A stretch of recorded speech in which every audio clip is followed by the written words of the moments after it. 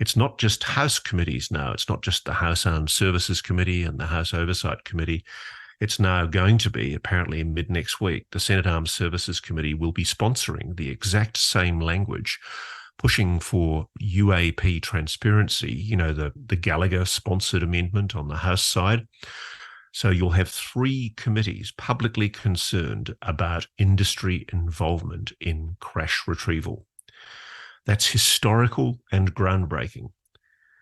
You've got the most powerful authorization committees in Congress, minus the HPSI, the House Permanent Select Committee for Intelligence, sponsoring the exact same language. The SSCI, that's the Senate Select Committee for Intelligence, the Senate Armed Services Committee, and the House Armed Services Committee. And I guess another one that we should possibly name is the Oversight Committee if Tim Burchett gets his go with them.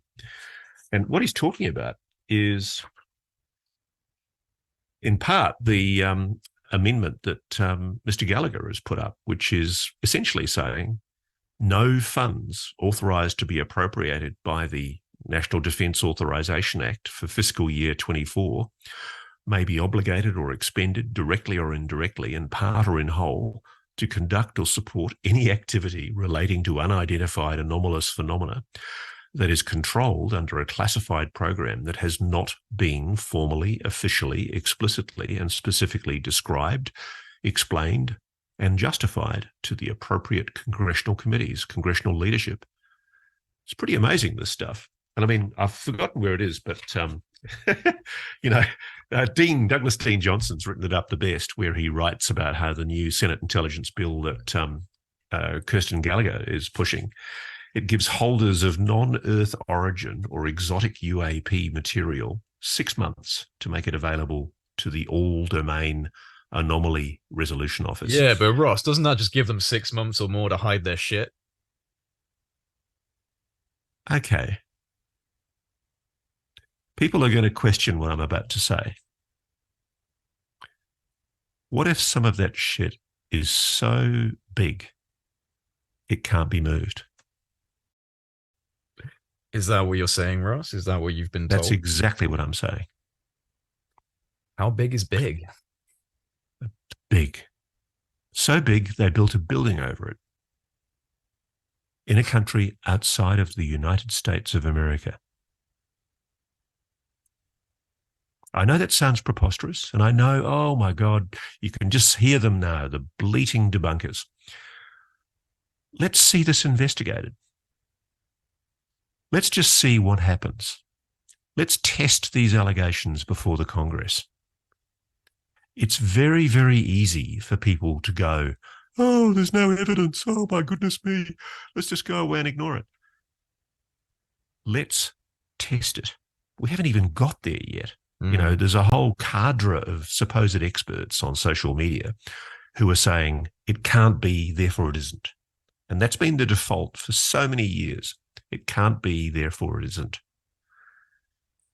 Imagine if what Mr. Grush is saying is true. Think about the implications of that.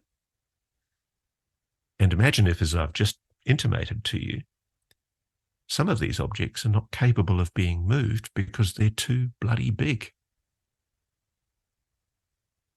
I mean, that's pretty astonishing. Have you said that before?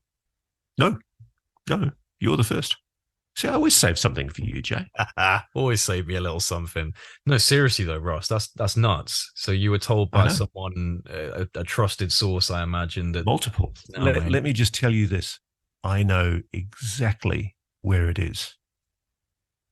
My goodness. My goodness. Do you think that's going to come to light? One day. One day. Yeah. And it's really interesting because it's absolutely gobsmacking that it's being kept as a secret. Jesus. Imagine having an object that's so big, it's just not conceivable to move it. I can't. I can barely even comprehend that. Yeah. I thought it was bollocks when I heard it too, and most people listening to this will anyway. But yeah, I mean, again, just an allegation, but one that I'm assured should be taken seriously and hopefully will be being investigated by the Congress. Because again, where did the money come from? Was that money accounted for? The continued security and control of such an object for many decades. Who's paid for that? What programs have paid for that? Has that been disclosed to taxpayers? This is going to be a really fun inquiry. If Congress starts doing its job,